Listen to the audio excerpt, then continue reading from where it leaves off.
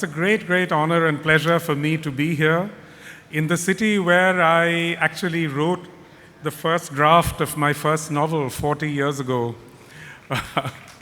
Yes, I was in Ullur in the Center for Development Studies then, a long, long time ago. And that's where I started my career as a writer. But the story I'm going to tell you today is a very different kind of story. And the story begins almost exactly 400 years ago in a place that's very, very far away. I know that everyone travels a lot nowadays, but this particular place is really extremely remote.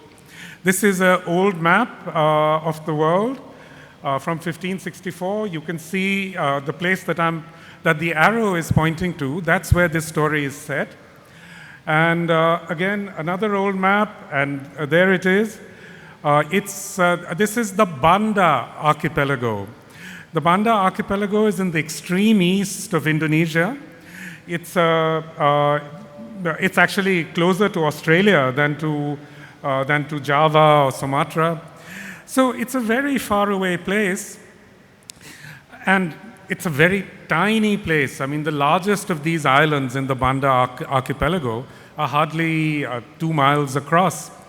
But it so happens that the Banda archipelago is located in a place that's very ecologically active.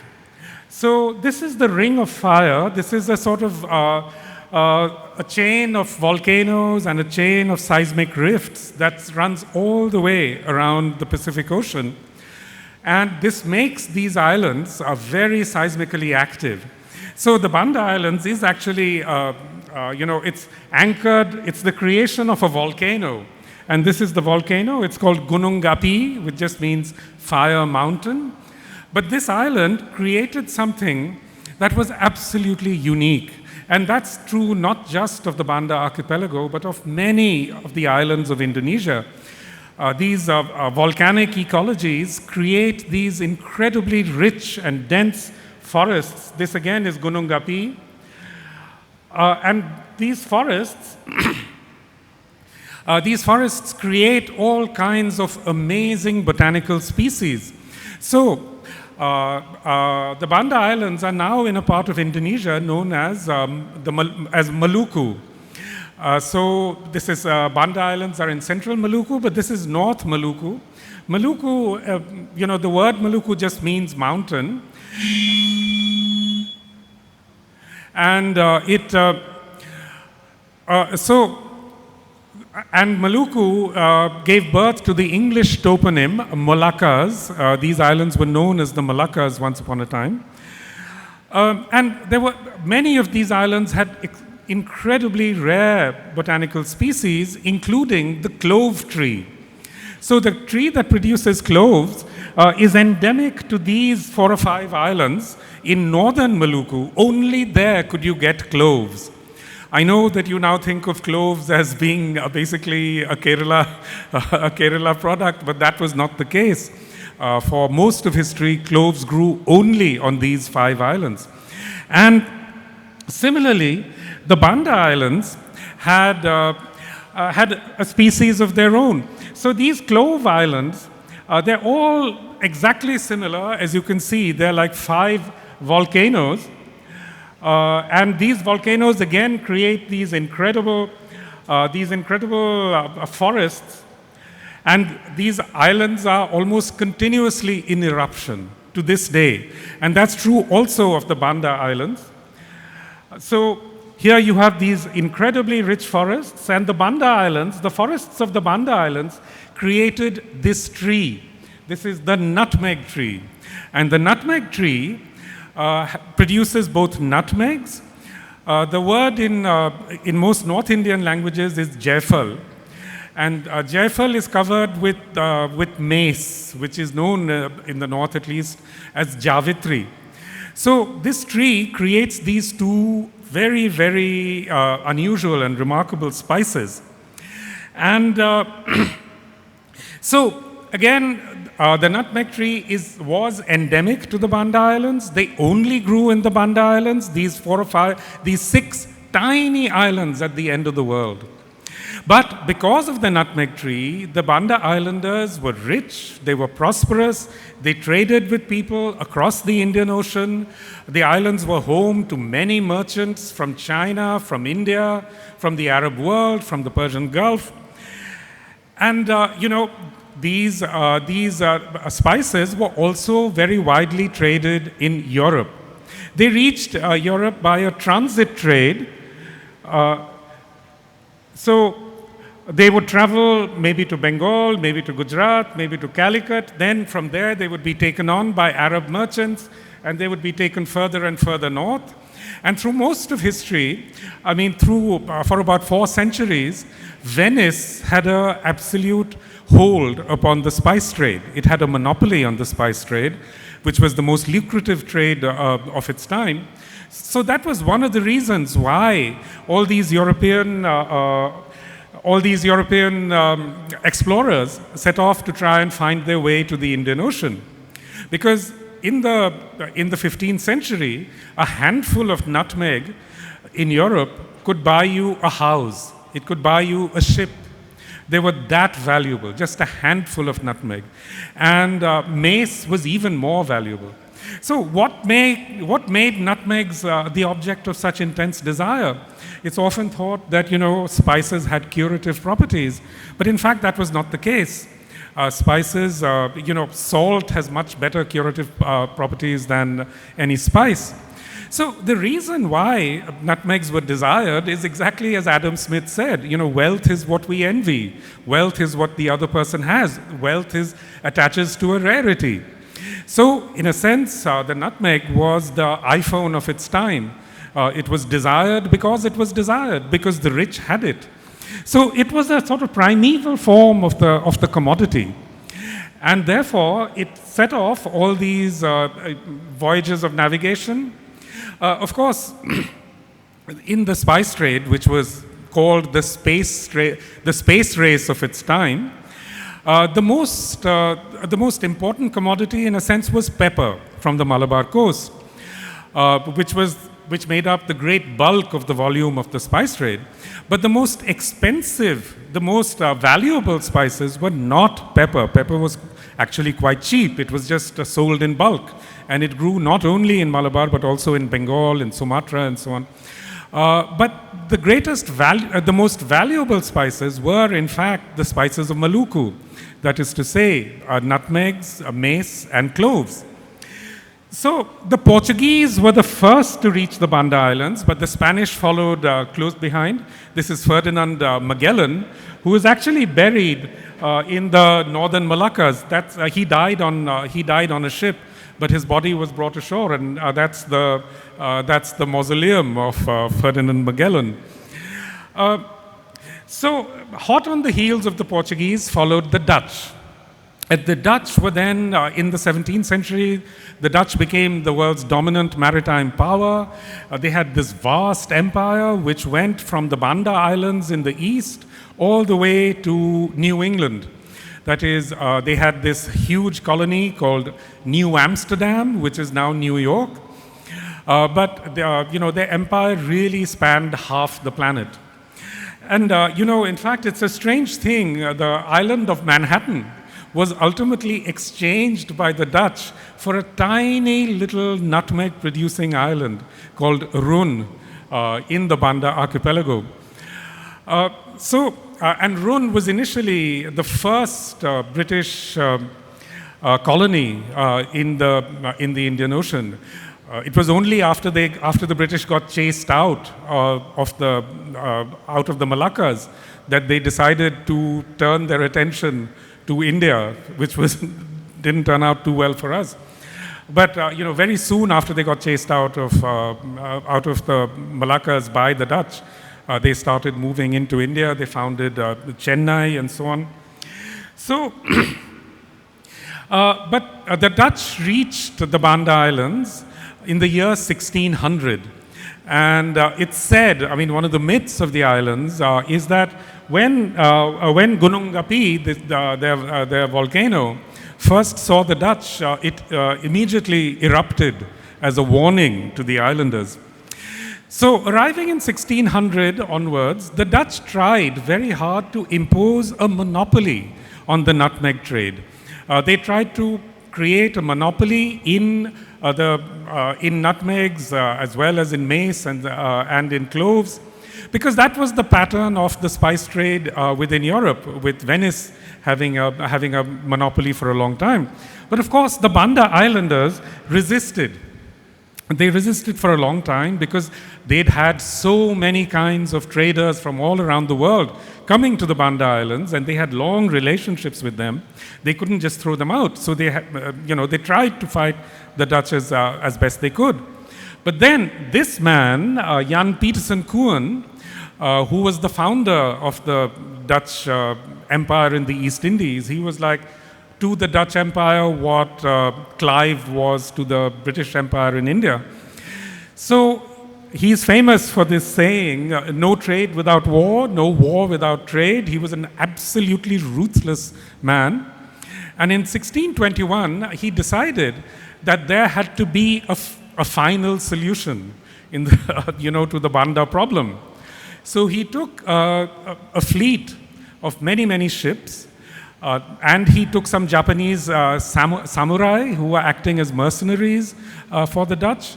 He took them to the Banda Islands, and in the space of 10 weeks, he exterminated the entire population of the Banda Islands. There were only like about 15,000 people on the islands, and about a third of them were killed. They died by, the burning of their villages and so on. About a third were enslaved. They were taken as slaves to Java. And another third, they ran into the mountains and many of them perished. A few managed to escape to the other surrounding islands like Kai and so on, which are actually very close to Australia. But so that was the end of that was the end of the Bandanese. They were just completely finished off. I mean, and literally in 10 weeks, they saw the absolute destruction of the world that had once made them rich and prosperous. So this is the, now on the Banda Islands, there's a genocide memorial. The Dutch took 44 of their leaders who were known as Orang Kaya, and they threw them, they dismembered the bodies, threw them into this well, and this is where their beheaded corpses still remain. So this was turned into a genocide memorial. So what happened to the Bandanese, really, if you think about it, they had this incredible tree. In all civilizations, there's always been stories of the tree of life. And for the Bandanese, this was literally their tree of life. It sustained them over millenniums. It made them rich. It made them prosperous. And then suddenly, one day, it also became the cause for their extermination. The tree, in a way, killed them. It killed them through the mediation of the Dutch, if you like. So the Bandanese were among the first to become prey to what's now called the resource curse. They had this incredibly valuable resource, and in the end, this resource destroyed all their lives. And this is the pattern that we now see across the world. No matter whether you speak of Iraq, which essentially was destroyed by its resource, that is oil. If you speak of Libya, if you look within India at Jharkhand, the uranium mines of Jharkhand, which are now being exploited by mining companies at the cost of all the local people whose lives are essentially doomed because of this resource that they once had. Another very good example is Niyamgiri, in Odisha. These are sacred mountains for the Adivasis of the region, but they are now being thrown off their lands. Their lands are being seized by mining companies. And this is actually what happens when you implement this model of extractivist economies upon the world. Fortunately, for a few years in India, we were able to hold this extractivism at bay. But now, this extractivism is absolutely rampant. It has become the dominant model of the Indian economy. So this is what happened. I mean, this is Goya's Saturn devouring his own son, and that's really what became of the Bandanese. I mean, in a way, the exploitation of the Dutch exploitation of this region. So what the Dutch had in mind is that they would kill all the Bandanese, and then they divided up the islands into plantations. They brought in white planters, and then they supplied these planters with slaves. And that model continued until the 1880s. So for 250 years, these white planters started growing nutmegs, and they were supplied with slaves by the Dutch. And there was, as with slaves everywhere, there was such a high rate of mortality that the slave population was always sort of dwindling or dying out. So they had to keep supplying them with more slaves. And actually, the majority of these slaves came from South Asia. They came from the Coromandel coast, the Malabar coast, from Bengal, and so on. So to a great degree, the actual population of the Banda Islands today is of South Asian extraction. Of course, they don't maintain any of the languages or anything. So if you think about the horror of the story of the Bandanese, and I think it's genuinely one of the most horrifying things you can think of, and mind you, it wasn't the only such thing. In this particular period, the 17th century, Europeans were doing the same thing in the Americas. They were exterminating entire populations of Native Americans and replacing them with slaves brought from Africa in this instance. So if you just stop to think of how this system is put in place, this is the biggest demographic intervention that has ever been imagined within human history. I mean, just imagine these people, actually a very small group of elite Europeans, they turn up on these two massive continents, populated by possibly as many as 100 million people. And within a few decades of their being there, the population crashes to maybe less than, 10 million certainly. So 90% of the population is wiped out. And those people are replaced by people from another continent, that is Africa. They're brought in to work on plantations like that of the Banda Islands. So what do we make of this story? I mean, how do we try to understand, what happened in the Banda Islands? Clearly, this is a story that can't be told without reference to their tree of life, to this incredible nutmeg tree. The nutmeg tree was what sustained them. It gave them a history. It gave them life. But what can be said about the nutmeg, about the role of the nutmeg in this story? It's certainly true that the history of the archipelago cannot be narrated without reference to the tree, but it cannot be said that the tree authored or decided the fate of the Bandanese. So these questions bring us to the limits of a certain way of telling stories about the past. The empirical documentary methods of conventional historiography, the historiography that we've come to accept, which is like 19th century historiography that was born in Germany, essentially. Conventional historiography depends entirely on documentary sources. It depends upon historical records, it depends upon archives, and without those documentary sources, that history cannot be told. So, nutmegs and volcanoes may figure in these stories, but within the conventions of modern historiography, they can't be actors in those stories. A tree cannot be an actor in empirical history. A volcano can't be an actor in empirical history. But for Moluccans, the people who lived on these islands, as for many who live in seismic zones, trees, flowers, and volcanoes are makers of history as well as tellers of stories. So for the Bandanese, they had any number of songs about nutmegs. They told stories about nutmegs. For them, the nutmeg was an actor in their history. And so was their volcano. They tell any number of stories about the volcano. So for the Bandanese, their landscape did not exist only to produce nutmegs. It wasn't a factory. It was a place of dwelling to which they were attached in multiple different ways. So they loved their land. They were attached to this, deeply attached to this land. For them, their lives are unimaginable without that land. But for Jan Koen and the Dutch, the trees and volcanoes of the Bandas had no meaning except as resources. They were meaningless. They could have been anywhere. All that mattered to them was to generate profit from this land. So you have these warehouses, these great Dutch warehouses in Jakarta, basically where they stored nutmegs and cloves, etc., before exporting them to Europe. So for them, nutmegs, botanical species, volcanoes and all, they had no meaning except to generate profits. The idea that nutmegs or volcanoes could actually be actors in history, for them would have been superstition or idolatry, even worse. So nor in the eyes of the Dutch was there any essential connection between the Bandanese and their land. You know, as far as they were concerned, the Bandanese could be just killed and they could be replaced.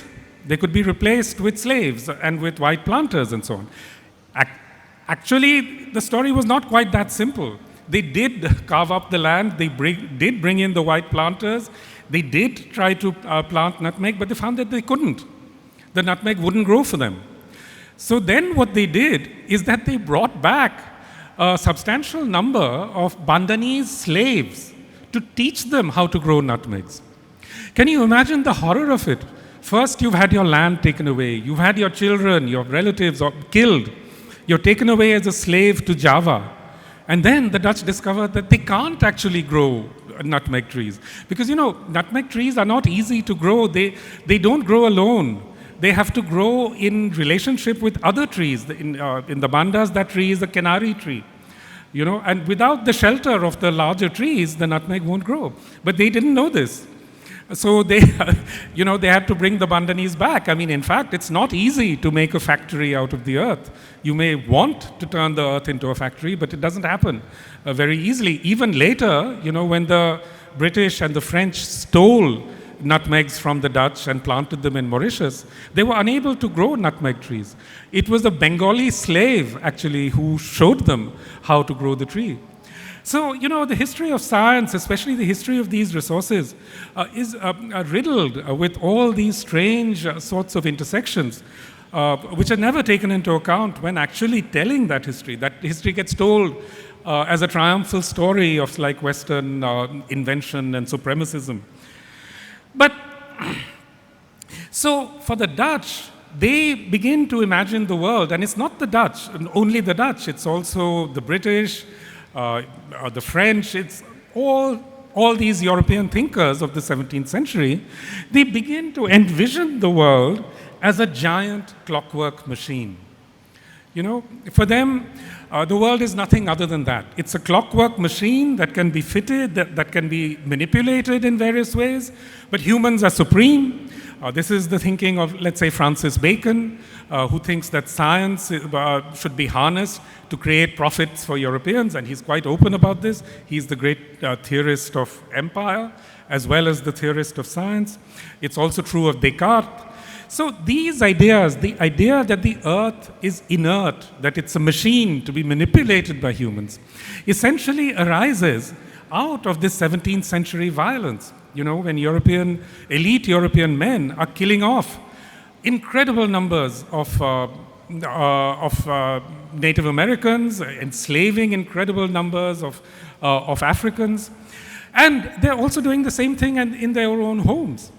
Because in the 17th century, actually most Europeans didn't accept that the earth is dead, that the earth is a machine. And most of all, the people who resisted were women, European peasant women, you know, for whom the earth was alive in the same way that it was alive for the Bandanese. So, elite Europeans launched this massive witch hunt.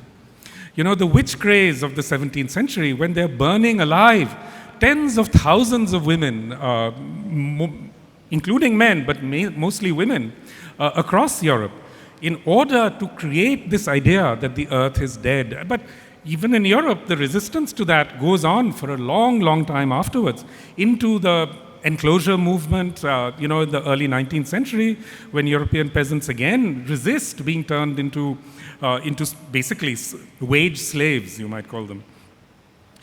So, so this conception of, it's then out of this idea of the earth as a dead thing, which humans manipulate or can manipulate, that you get this idea of nature as something that's separate from humans. Something that's separate from culture, something that exists independently. But this conception of nature didn't apply just to non-human objects. It also extended to humans. So it was because Africans were thought to be part of nature that they could be enslaved. There was a huge debate in Europe in the 16th century about whether Native Americans were human at all. This was the great conference of Valladolid, where you had Bartolomeo de las Casas, a great man, a great thinker, who argued very passionately that indeed Native Americans were human. But he had great opponents as well, a very powerful Sepulveda, who argued the opposite, saying that Native Americans are not human and can be enslaved or exterminated at will. And in fact, the Conference of Valladolid came to an end without taking any decision on this. Can you imagine taking any decision on whether Native Americans are human or not? So, the strange thing is, so in this period, they decide that there's this whole continuity of being, including animals, trees, forests, and humans of various kinds, who are mute, who do not have the capacity for articulation, who do not have the capacity for agency, for creating history. And this gets written into European historical texts, like those of Hegel and so on. So all of these beings of various kinds come to be regarded as mute, as ahistorical, as unable to reason, unable to act, and they're brutish, devoid of agency, and so on and so forth. Now, today, I don't think anyone, not even the most die-hard positivist or empiricist, would claim that there are large numbers of humans who are devoid of agency or devoid of reason or devoid of conscience. But what about non-humans? Today there exist many, many kind of people who actually believe that animals, that forests, and trees, and so on, actually do possess these attributes of agency, of reason, of will, if you like. And they've always believed this. So, but it's important to note that very few of those people belong to dominant global elites.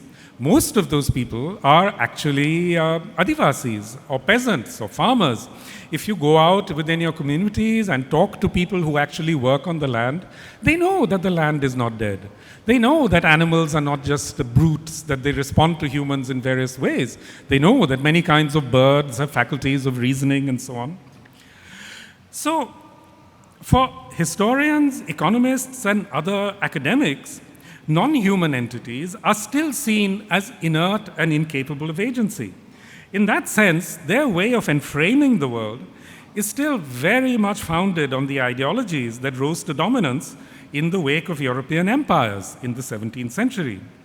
Today, students at a university may learn about the history and economics of the nutmeg trade, but it would be inconceivable for them to be taught to sing songs about nutmegs, or about volcanoes, or about the land. It falls to non-modern people, non-contemporary people, to keep those songs and traditions alive. And, the Bandanese, the survivors of the massacre, the descendants of the survivors, to this day, visit the islands, especially on the anniversary of the genocide, and they sing those songs and they keep those features of their lives alive and vibrant. Are we planning to do a Q&A, or should I just continue to speak? What is the... Sorry? Oh, okay, good. So, one notable feature of the mechanistic ideologies of the Enlightenment is that they were radically centered on humanity. Human beings were regarded as being exalted over all other creatures, and the principal mark of their superiority lay in their possession of language and in their ability to make and understand meaningful statements. Within this view, only humans possess the ability to speak, to act intentionally, and not least, to make history. These views, again, it should be noted, belonged largely to elite European men. But across the world, there were any number of indigenous peoples who believed that humans were not the only beings with souls, that many other kinds of beings had souls. The word for soul in Latin is anima, from which you get animist. So those people were regarded by elite Europeans, and especially philosophers and so on, as being animists. And animism was thought to be the worst possible thing and had to be eradicated. And it's actually unbelievable, the sort of incredible violence that was inflicted, especially upon Native Americans, because of their beliefs. It's kind of hard to imagine, but America as a country was founded upon freedom of religion, But in 1885, the performance of Native American religious traditions was absolutely banned, and people could be sentenced to jail for singing those songs and so on. The children were taken away and put into boarding schools so that they would stop believing in their traditional culture.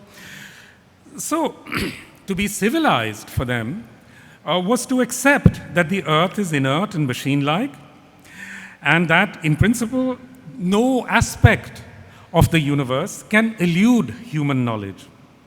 Indeed, the very idea that other than human beings had souls or could speak was regarded as a sign of savagery that needed to be suppressed or eradicated.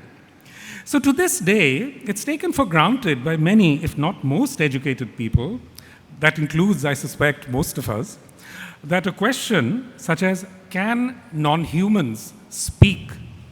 Most of us would regard this as an absurd question. Yet the matter is not as easily settled as it may first appear. For the question, can non-humans speak, conjures up a number of other queries. For example, who and what is human? Today, the definition of human is often tied to the binomial name Homo sapiens, the wise ape, a taxonomic category that was invented by Carl Linnaeus in 1758. The date tells us a great deal about the phrase Homo sapiens. For example, that it was born of the European Enlightenment amid the emergence of what was now regarded as science. According to the Linnaean definition, all members of the class Homo sapiens are a single species. Yet Linnaeus also divided the species into various subspecies according to geography and physical attributes. In other words, even as the Enlightenment was producing the idea of the human as a single species, it was also negating that idea. Hence, many, if not most, Enlightenment philosophers believed that there existed a natural hierarchy within the species Homo sapiens, so that some races and classes were more human than others.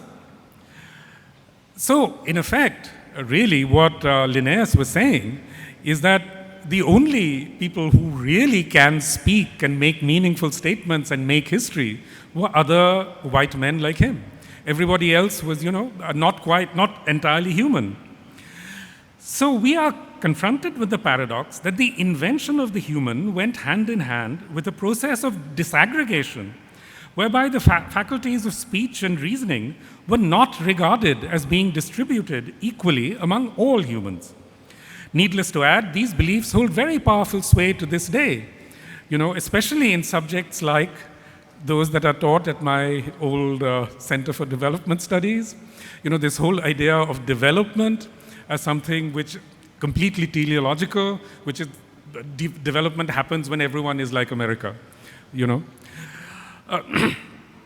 So, often development studies, it sets off with the question is, why is this group of Indians or Africans not like Americans, And their answer almost always is because of culture.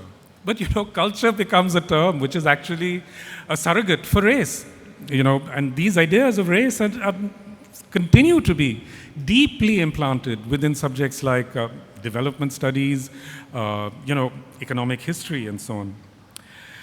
So let's consider for a moment a contrary possibility, one in which living things of many kinds are able, if not to speak, then at least to articulate certain aspects of their being.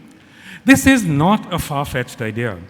We now know that trees in a forest are able to communicate with each other in certain circumstances. They can send help in the form of carbon to ailing members of their group, and they can warn each other about pestilence and disease. It is now thought that certain plants can even emit sounds that are inaudible to the human ear, but are audible to some other things, living things. So this suggests that one problem with the question, can the non-human speak, lies in its wording, which rests on a term, speak, that is pinned to language, which is a human attribute. So, to dismiss the idea that can the non-human speak is essentially to engage in a tautology, because speak is a certain kind of communication. It's not the only kind of communication that exists in the world. So whose definition prevails? The answer to this, again, is far from obvious. It may seem to us that because we have the ability to chop down a tree, that it is we who decide who can speak and who is mute. But many trees have much longer lifespans than human beings. Some live for over 1,000 years. If indeed trees possessed ways of reasoning, we can be sure that they would be calibrated to a completely different time scale, perhaps one in which humanity goes extinct or experiences catastrophic mortality events. Such a world would be one in which trees could flourish as never before on soil that had been enriched by billions of decomposing human bodies. So it may appear self-evident to us that we are the gardeners who get to decide what happened to trees. Yet, from a different time scale, it might appear equally evident that it is the trees who are gardening us. But perhaps this is all wrong. After all, trees and human beings are not, or not just, adversaries competing for space. They're also linked by innumerable forms of cooperation. Perhaps what is at fault here is the very idea of a single species. We now know that the human body contains vast numbers of microorganisms. In fact, by weight, those microorganisms far outweigh make up by far the greater part of our body weight. So we know that humans could not function without the presence of these microorganisms. We know that these microorganisms influence our moods, emotions, and ability to reason. So if it is true that the human ability to speak can only be actualized in the presence of other species, can it really be said that the faculty of speech is exclusive to humans? So as Anat Singh points out in her brilliant book, The Mushroom at the End of the World, it seems increasingly that species do not evolve singly, but rather in close intimacy with other organisms. So there are many kinds of animals which actually realize their full potential as biological organisms only when they encounter certain other species. And these encounters they're accidental. So those encounters are historical in a certain sense, in that they are contingent encounters. But could it not be said of humans too, that the presence of certain other species in specific moments of encounter enable humans to transcend their own limitations? Consider one landmark moment in the history of human consciousness, the enlightenment of the Buddha. This event occurred while the Buddha was meditating under a Bodhi tree. Within the Buddhist tradition, for more than 2,000 years, the presence of this tree has been inseparable from that moment. This is not to say that the tree transmits illumination, or even that it is an active participant in the process. Nor is it at all the case that everyone who meditates under a Bodhi tree will achieve enlightenment. Yet it has long been accepted by millions of people that a trans-species encounter at a specific historical juncture was essential to the enlightenment of one particular human, Prince Siddhartha Gautama. And the Buddha himself believed the tree to be essential to his attainment of Nibbana, which is why millions of Buddhists consider the Bodhi tree to be sacred to this day. What does this tell us? It tells us, first of all, that certain kinds of trans-species associations cannot be approached as though they were processes or relationships. They are precisely encounters, contingent historical events that occur at specific moments in time and are not repeatable. So you can't, for example, if there were a scientist or a rationalist around, he couldn't have gone to the Buddha and said, okay, prove to me that you can be enlightened again. Sit under that tree for as long as it takes, and I'll record every movement, and I'll put things on your brain and record how you become enlightened. So this means that such encounters can only be approached historically by attending to the circumstances in which they occur.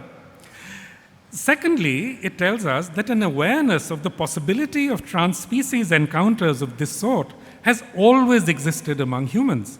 For we need only think of the traditions that surround St. Francis of Assisi to recognize that there are many other examples of such associations.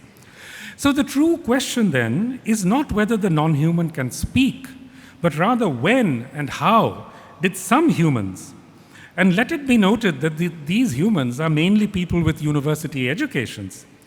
How did it happen that these humans came to believe that other species are essentially brutes, incapable of articulation and agency? So, the best known brute in literature is, of course, Shakespeare's Caliban, who makes his entrance in The Tempest, which is famously an allegory of colonialism. The name Caliban is probably an anagram for cannibal, a word which originally referred to a group of Amerindians. Because of the affinity between L, N, and R, the tribe has been referred to as Calib, Carib, and Canib. In The Tempest Dramatis Personae, Caliban is listed as a savage and deformed slave, and the grotesqueness of his appearance is a recurrent theme in the play. Yet the essence of Caliban's brutishness does not lie in his external appearance. That is indeed the import of the famous lines in which Prospero reminds Caliban of the most important gift that he has given him. So these are the lines.